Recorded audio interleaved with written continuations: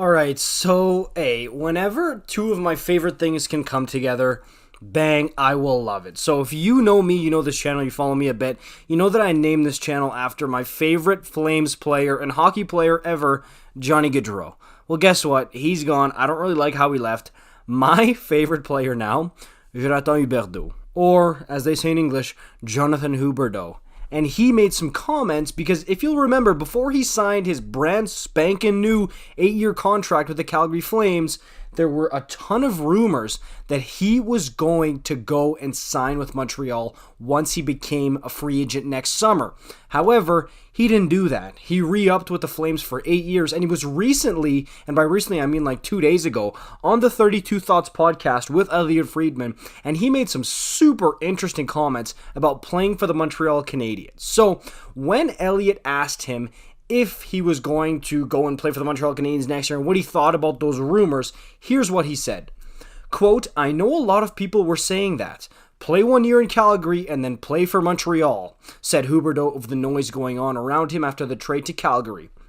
This is the kicker here, you ready? As much as I love Montreal, I don't know.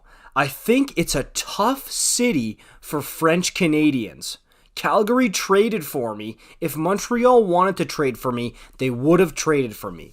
That's how I see it. And I want to play for a team that wants me. Calgary wanted me, so that's why I decided to sign a big extension. Now, obviously, when somebody throws 10.5 milli for 8 years at your face, you're probably going to say yes. And yeah, a team can't really show that they want you any more than that. They gave him all of the money they were going to give Johnny Gaudreau there. But that part where he says he thinks Montreal is a tough city to play in for a French Canadian, that's the real kicker, because it's not for everybody. And I've talked about how there's people who are so proud and happy and excited and eager to play for the Montreal Canadiens as Quebecois or as French Canadians.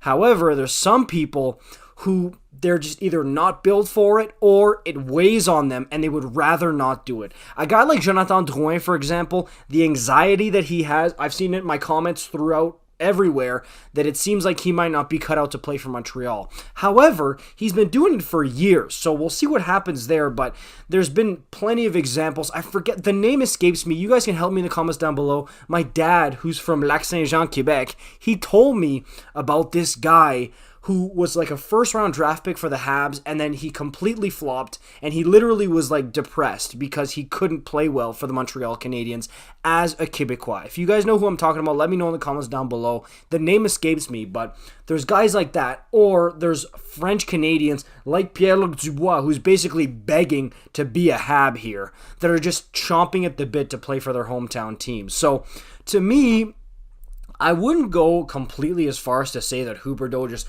did not want to play for the Montreal Canadiens at all, because he did say that part that if Montreal wanted to trade for me, they would have traded for me. He's basically saying it would have been a different story if the Habs stuck their neck out to get him. But they didn't. What he's saying is maybe he's a little bit relieved that he doesn't have to deal with that ridiculous, crazy pressure as a French Canadian in Montreal. And by the way, I love that pressure, okay? That's what makes it one of, actually, scratch that, the biggest and most pressure-filled popular hockey market in the world. That's what makes Montreal special as a hockey market. I wouldn't want that. I wouldn't want the fans, the organization, or anything to change at all. This is what makes it such an amazing, rich place for NHL hockey. So I wouldn't want that to change at all, but I do think that there are some guys who are better off not playing for the Montreal Canadiens. Matthew Tkachuk, I don't think he would want to play for the Montreal Canadiens after all the comments he made about, oh, I love the lifestyle in Florida and all this stuff like that. So, hey, some guys are cut out for it, some guys are not. That's all I'll say about that. Another interesting part of the article was when it is mentioned that GM Ken Hughes has said multiple times that the Canadiens will continue to try and bring in local players and give them the tools and support to thrive in this market. So I think that that's honestly such a smart move to go out and acknowledge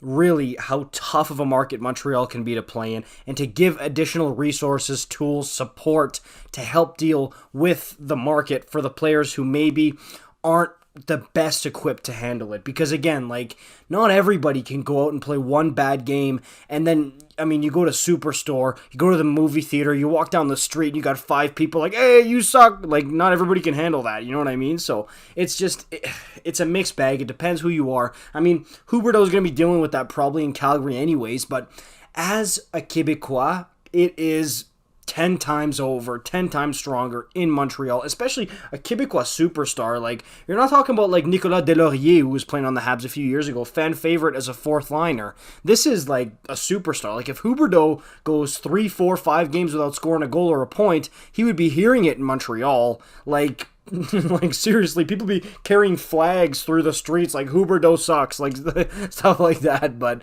hey, I'm kidding. I love the Montreal Canadiens fans. I love everything about it. Like I said before, I'm just messing around a bit, but I mean, I do kind of get it.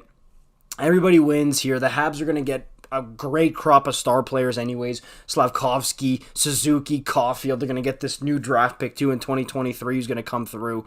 The Habs are going to be just fine. Don't worry about that. But I want to talk about this because it was super interesting. And of course, as usual, I want to hear what you guys think about it. Make sure you like, comment, subscribe, the whole deal. I'll see you in the next one. Peace out.